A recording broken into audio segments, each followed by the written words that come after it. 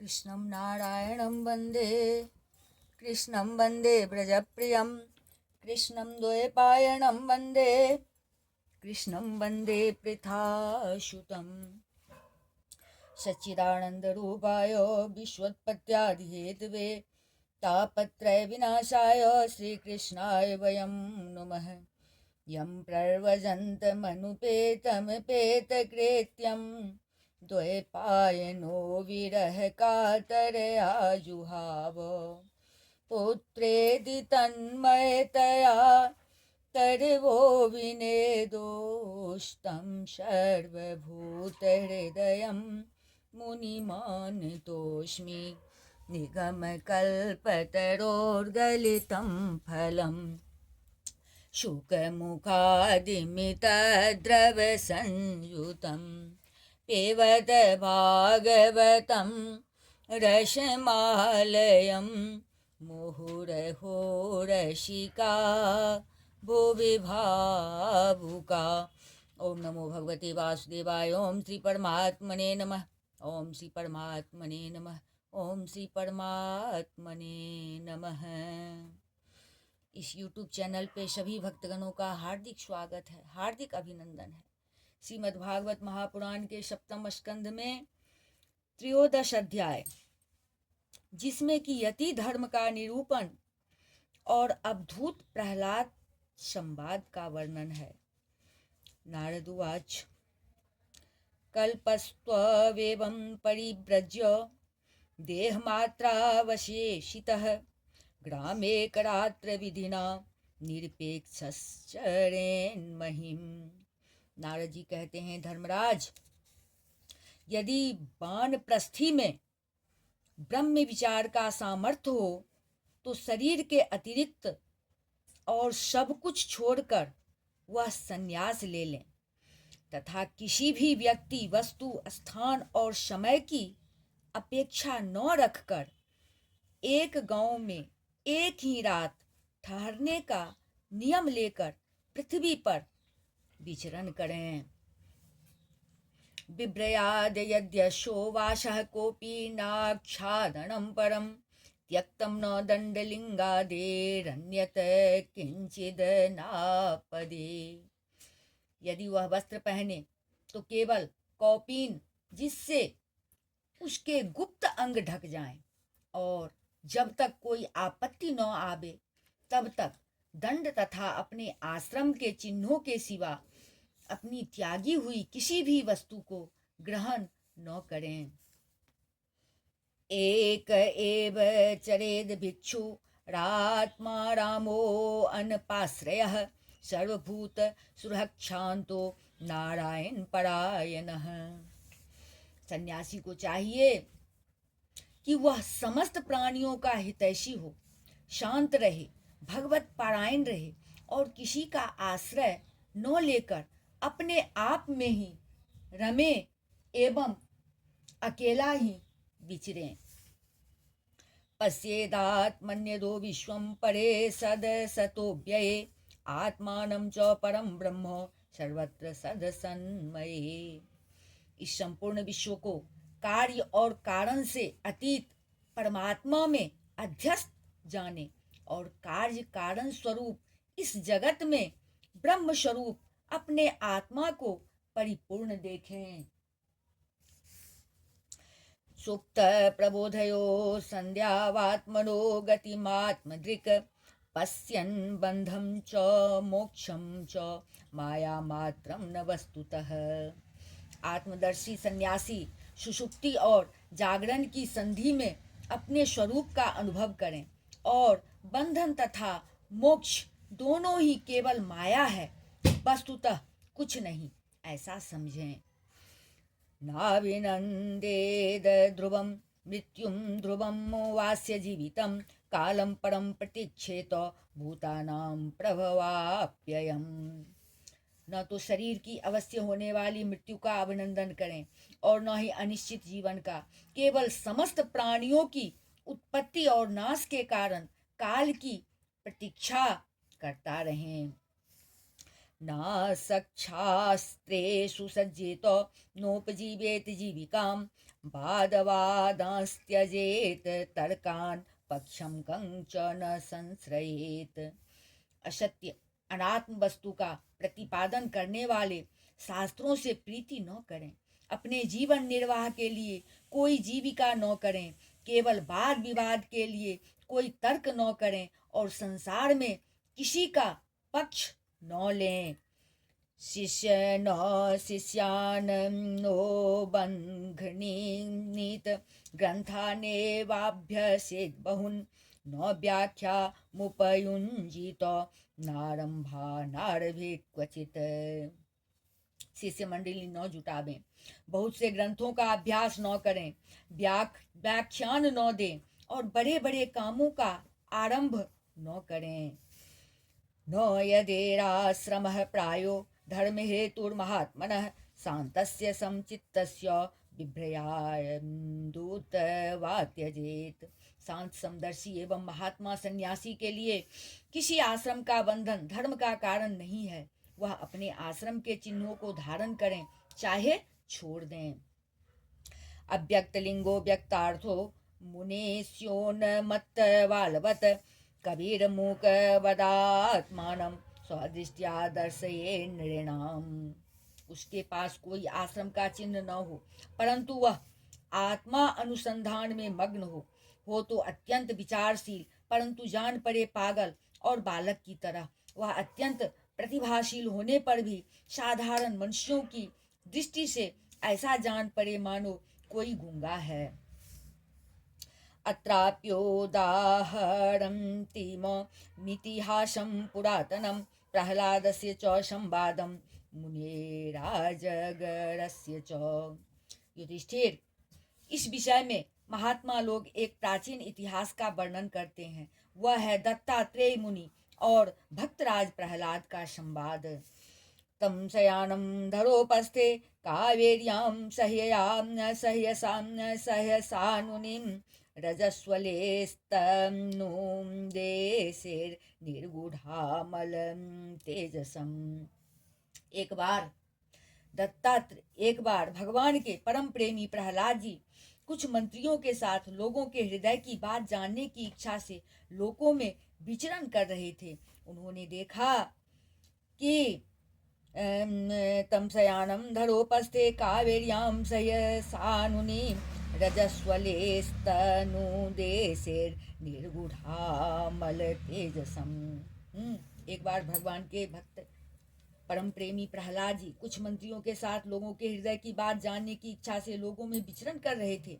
उन्होंने देखा कि सह्य पर्वत की तलहटी में कावेरी नदी के तट पर पृथ्वी पर ही एक मुनि पड़े हुए हैं।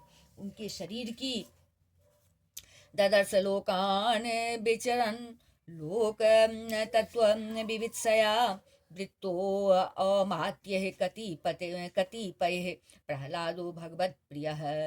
उन्होंने देखा कि उसमें निर्मल ज्योति अंगों के धूसरित होने के कारण ढकी हुई थी। वो अवधूत के तरह पड़े हुए थे और उनका शरीर निर्मल ज्योति अंगों के धूसरित होने के कारण ढकी हुई थी।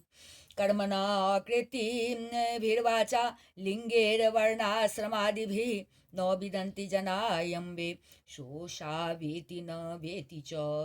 उनके कर्म, आकार, वाणी और वर्ण आश्रम आदि के चिन्हों से लोग यह नहीं समझ सकते थे कि वे कोई सिद्ध पुरुष हैं या नहीं।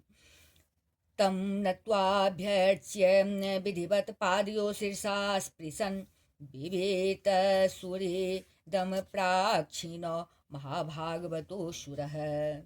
भगवान के परम प्रेमी भक्त प्रहलाद जी ने अपने सिर से उनके चरणों का स्पर्श करके प्रणाम किया और विधि पूर्वक उनकी पूजा करके जानने की इच्छा से यह प्रश्न किया।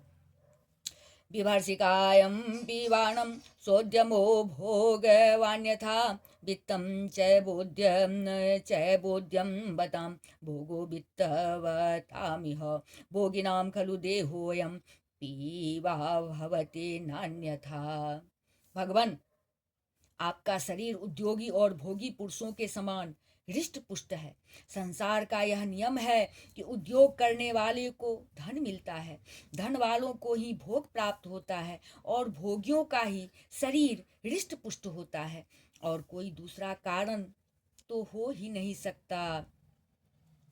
न ते शयानस्य निरोद्यमस्य ब्रह्मन्वहार्थो यत एव भोगः अभोगिनोऽयं तव विप्रदेहः पीवायतस्तद्वदनः क्षमं चेत्।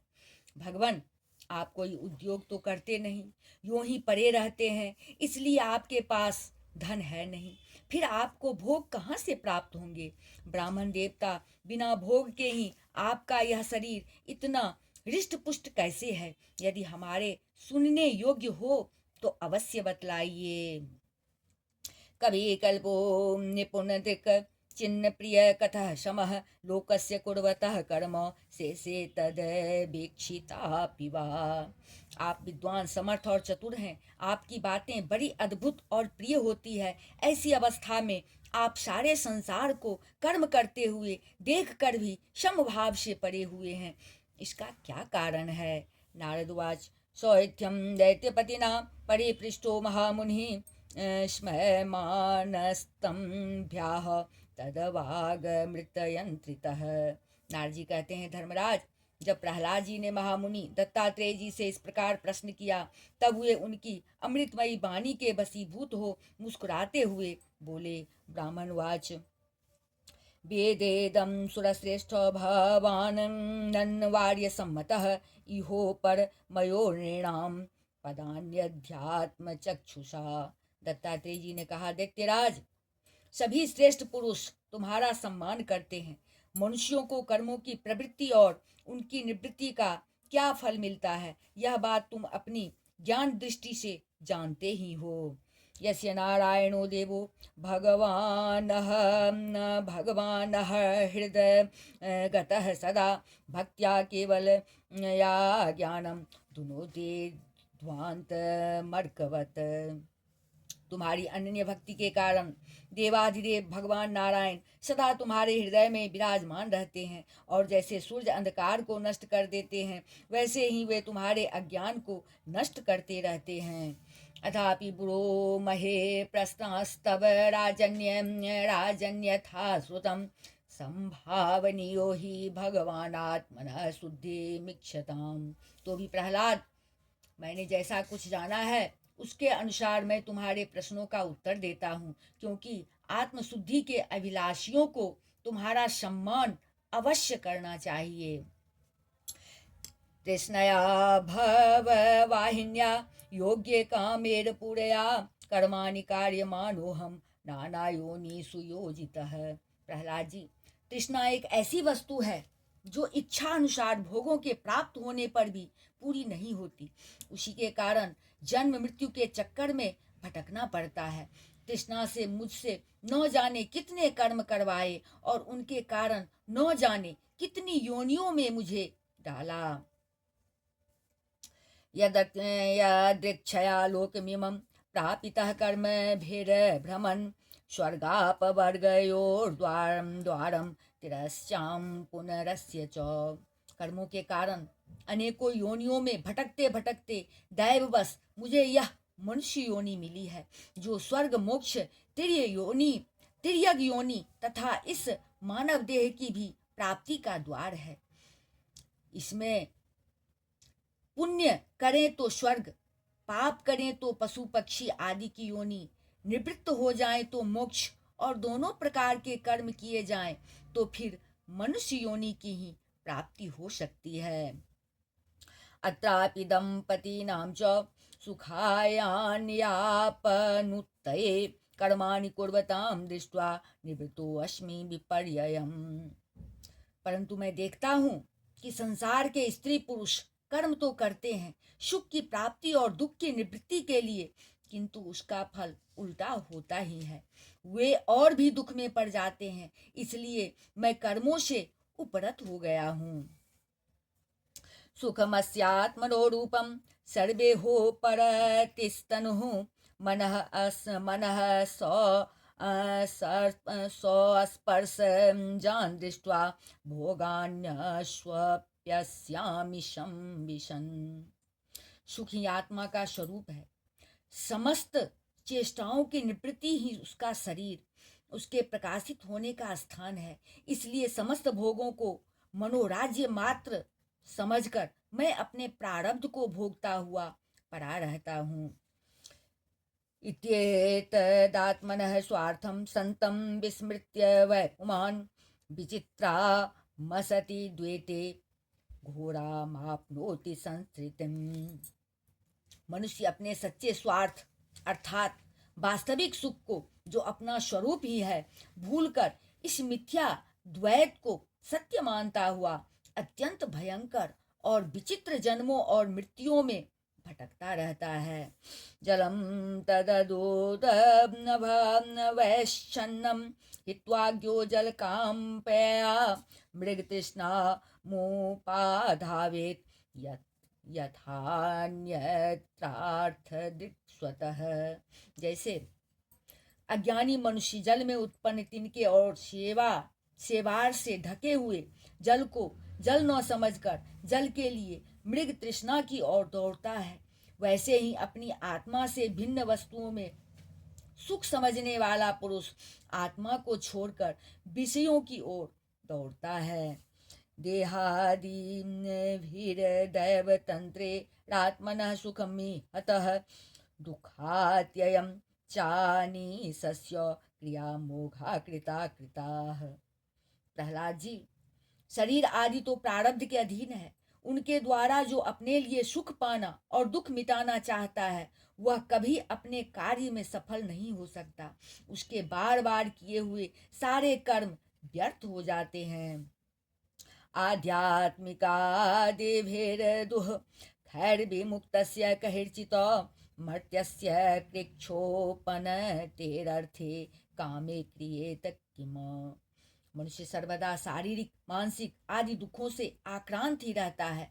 मरणशील तो है ही। यदि उसने बड़े श्रम और कष्ट से कुछ धन और भोग प्राप्त कर भी लिया तो क्या लाभ है। पश्यामि धनिनां क्लेशं लुब्धानां जितात्मनां भयाद लब्धनिन्द्राणां सर्वतो भेवेशंकिनां। लोभी और इंद्रियों के बस में रहने वाले धनियों का दुख तो मैं देखता ही रहता हूँ। भय के मारे उन्हें नींद नहीं आती, सब पर उनका संदेह बना रहता है। राजतश्चोरतः शत्रु स्वजनात् पशुपक्षितः अर्थिभ्यः कालतः स्वस्मा नित्यं प्राणार्थं वद भयम्। जो जीवन और धन के लोभी हैं, वे राजा, चोर, शत्रु, स्वजन, पशु पक्षी, याचक और काल से, यहाँ तक कि कहीं मैं भूल न कर बैठूं, अधिक न खर्च कर दूं, इस आशंका से अपने आप भी सदा डरते रहते हैं। शोक मोह भय क्रोध राग क्लेब्य श्रमादयः यन्मूलाश्योर्नृणां जहेयात् अस्पृहां प्राणार्थयोर्बुधः। इसलिए बुद्धिमान पुरुष को चाहिए कि जिसके कारण शोक मोह भय क्रोध राग कायरता और श्रम आदि का शिकार होना पड़ता है, उस धन और जीवन की अस्पृहा का त्याग कर दें। मधुकार महासर्पो लोके अस्मिन्नो गुरुत्तमो वैराग्यम परितोषम च प्राप्ताय दीक्षया वयम। इस लोक में मेरे सबसे बड़े गुरु हैं अजगर और मधुमक्खी। उनकी शिक्षा से हमें वैराग्य और संतोष की प्राप्ति हुई है। विरागः सर्व कामेभ्यः शिक्षितो में मधुव्रतात् क्रेच्छाप्तं मधुवत् पित्तं हत्वा पयन्तो हरित्पतिम्। मधुमक्खी जैसे मधु इकट्ठा करती है, वैसे ही लोग बड़े कष्ट से धन संचय करते हैं, परंतु दूसरा ही कोई उस धन राशि के स्वामी को मारकर उसे छीन लेता है। इससे मैंने यह शिक्षा ग्रहण की कि विषय भोगों से विरक्त ही रहना चाहिए। अनिह परितुष्टात्मा यदिक्षोपनतादहं न चेक्षये बहवहानि महाहीरिव सत्ववान। मैं अजगर के समान निश्चेष्ट पड़ा रहता हूँ और दैववश जो कुछ मिल जाता है उसी में संतुष्ट रहता हूँ, और यदि कुछ नहीं मिलता तो बहुत दिनों तक धैर्य धारण कर यूं ही पड़ा रहता हूँ। क्वचिदल्पं क्वचिद् भूरि भुञ्जे अन्नं स्वादु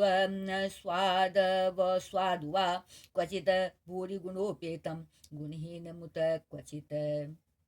कभी थोड़ा अन्न खा लेता हूँ तो कभी बहुत, कभी स्वादिष्ट तो कभी निरस बेस्वाद, और कभी अनेकों गुणों से युक्त तो कभी सर्वथा गुणहीन। श्रद्धयोपाहृतं क्वापि कदाचिन्मानववर्जितं भुञ्जे भुक्त्वाथ कस्मिंश्चिद् दिवानक्तं यदृच्छया। कभी बड़ी श्रद्धा से प्राप्त हुआ अन्न खाता हूँ तो कभी अपमान के साथ, और किसी किसी समय अपने आप ही मिल जाने पर, कभी दिन में कभी रात में, और कभी एक बार भोजन करके भी दोबारा कर लेता हूँ। क्षौमम दुकुलमजिनं चिरं वलकलमेव वा बसे अन्यदपेषां सम्प्राप्तं दृष्टभुक्तुष्टधीरहम्। मैं अपने प्रारब्ध के भोग में ही संतुष्ट रहता हूँ, इसलिए मुझे रेशमी या सूती, मृगचर्म या चीर, बलकल या और कुछ जैसा भी वस्त्र मिल जाता है वैसा ही पहन लेता हूँ। क्वचिक्षयेधरोपस्थे तृणपर्णास्म भस्मसो क्वचित् प्रासाद पर्यंके कसिपो वा परीक्षया। कभी मैं पृथ्वी, घास, पत्ते, पत्थर या राख के ढेर पर ही पड़ा रहता हूँ, कभी दूसरों की इच्छा से महलों में पलंगों और गद्दों पर सो लेता हूँ। क्वचित् स्नातोऽनुलिप्तांगो सुभासास्त्र्यव्यलङ्कृतः रथे भाश्वेश्चरे क्वापि दिग्वासाग्रहवत् विभो। दैत्यराज, कभी नहा धोकर शरीर में चंदन लगाकर सुंदर वस्त्र, फूलों के हार और गहने पहन रथ, हाथी और घोड़े पर चढ़कर चलता हूँ, तो कभी पिशाच के समान बिल्कुल नंग धरंग विचरता हूँ। नाहं निंदे न च स्तोमि स्वभाव विषमं जनम एतेषां श्रेयासासे उतेकात्म्यं महात्मनि। मनुष्यों के स्वभाव भिन्न भिन्न होते ही हैं, अतः न तो मैं किसी की निंदा करता हूँ और न स्तुति ही। मैं केवल इनका परम कल्याण और परमात्मा से एकता चाहता हूँ। विकल्पं जुहुयाश्चित्तो तां मनस्यर्थ विभ्रमे मनोवैकारिके हुत्वा तन्मायायां जुहोत्ययनु। सत्य का अनुसंधान करने वाले सत्य का अनुसंधान करने वाले मनुष्य को चाहिए कि जो नाना प्रकार के पदार्थ और उनके भेद विभेद मालूम पड़ रहे हैं उनको चित्त वृत्ति में हवन कर दें। चित्त वृत्ति को इन पदार्थों के संबंध में विविध भ्रम उत्पन्न करने वाले मन को सात्विक अहंकार में और सात्विक अहंकार को महत्त्व के द्वारा माया में आत्मानुभूतो तां मायां जुहुयात सत्य दिग्मुनिः ततो निरीहो विरमेत स्वानुभूत्वात्मनि स्थितः। स्वात्मवृत्तं मयेतथं तेन सुगुप्तमपि वर्णितं व्यपेतं लोकशास्त्राभ्यां भवान् हि भगवत्परः। विकल्पं जुहोया चित्तो तां मनस्यर्थ विभ्रमे मनोवैकारिके हुत्वा तन्मायायां जुहोत्यनु। आत्मानुभूतो तां मायां जुहुयात् सत्यदृङ्मुनिः ततो निरीहो विरमेत स्वानुभूत्वात्मनि स्थितः। स्वात्मवेत्तं मयेतथं ते सुगुप्तमपि वर्णितं व्यपेतं लोकशास्त्राभ्यां भवानी ही भगवत परः। सत्य का अनुसंधान करने वाले मनुष्य को चाहिए कि जो नाना प्रकार के पदार्थ और उनके भेद विभेद मालूम पड़ रहे हैं उनको चित्त वृत्ति में हवन कर दें। चित्त वृत्ति को इन पदार्थों के संबंध में विविध भ्रम उत्पन्न करने वाले मन को सात्विक अहंकार में और सात्विक अहंकार को महत तत्व के द्वारा माया में हवन कर दें। इस प्रकार ये सब भेद विभेद और उनका कारण माया ही है, ऐसा निश्चय करके फिर उस माया को आत्मानुभूति में स्वाहा कर दें। इस प्रकार आत्म साक्षात्कार के द्वारा आत्म स्वरूप में स्थित होकर निष्क्रिय एवं उपरत हो जाएं।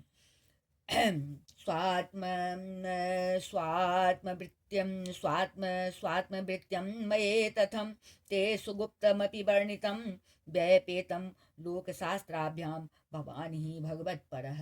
प्रहलाद जी, मेरी यह आत्मकथा अत्यंत गुप्त एवं लोक और शास्त्र से परे की वस्तु है। तुम भगवान के अत्यंत प्रेमी हो, इसलिए मैंने तुम्हारे प्रति इसका वर्णन किया है।